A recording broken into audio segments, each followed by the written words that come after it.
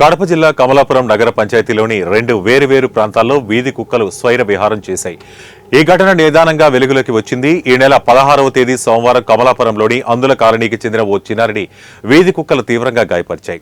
నాయి బ్రాహ్మణుల వీధిలోని నాగరాజు కుమారుడైన 4 సంవత్సరాల బాలుడు తరుణ్ ఇంటి వద్ద బయట ఆడుకుంటూ ఉండగా వీధి కుక్కలు దాడి చేశాయి. విషయం తెలుసుకున్న ఎమ్మెల్యే పుత్తా చైతన్యారెడ్డి తరుణ్ తల్లి శిరీషతో చరవాణిలో మాట్లాడి తరుణ్ ఆరోగ్య పరిస్థితిని అడిగి తెలుసుకున్నారు. ప్రభుత్వ ఆసుపత్రిలోని డాక్టర్తో చరవాణిలో మాట్లాడి తరుణ్ ఆరోగ్య విషయం తెలుసుకుని మెరుగైన వైద్యం కోసం కడపలోని రిమ్స్ హాస్పిటల్ చిన్నపిల్లల వార్డుకు రెఫర్ చేయాలని వైద్యులను ఆదేశించారు.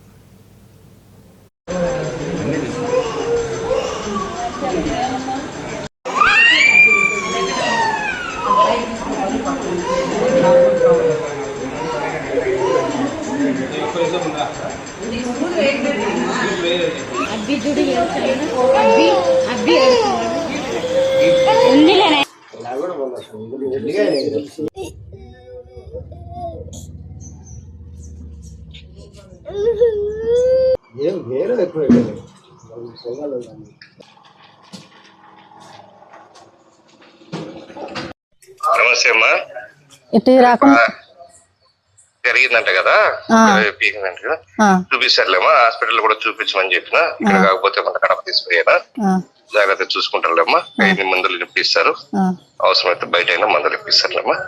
అదే సార్ ఇట్నే మా బాబుకి అయినట్టుగా ఎవరున్న పిల్లలకు కూడా అట్లా కాకుండా అది చెప్పిన ఆల్రెడీ పట్టమని చెప్పిన. ఏందనంటే మనకు చట్టంలో కుక్కలు చంపకూడదని ఉంటాయి. మనం పట్టుకొని దానికి మందు ఇచ్చి మళ్ళీ వదిలేయాల్సిందే. కాబట్టి చెప్పిన ముందైతే పట్టుకోమని చెప్పిన అందరికి, తీసేసుకుంటానమ్మా. ఇది మధ్యాహ్నం ఇప్పటి నుంచే పట్టుకుంటారు, మధ్యాహ్నం నుంచే పట్టేసుకోమని. ఆ పని చేయండి సార్. పిల్లల్ని నాశనం చేస్తున్నాయి సార్, పిల్లలే కాదు పెద్దలను కూడా నాశనం చేస్తున్నాయి సార్. హాస్పిటల్ పోతే వాళ్ళు పడుచుకోలేదు సార్, వాళ్ళు ఊరకు సూదులేసి పంపించేసినారు. నేను చెప్తాలేమ్మా, నేను చెప్తాను వాళ్ళకు, ఆడ చెప్తాను. అట్లనే వాళ్ళకు రిమ్స్ కూడా చెప్తారు, రిమ్స్ చెప్పేసి లేకపోతే ప్రైవేట్ హాస్పిటల్ చెప్పిస్తాలేమ్మా.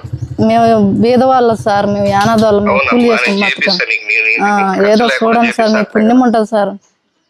నేదర బిడ్డోళ్ళు 4వ సంవత్సరం పిల్లోడు సార్, బడి పోయే పిల్లోడు వాడు. నీకు ఇబ్బంది లేకుండా ఖర్చు లేకుండా చేపిస్తారే.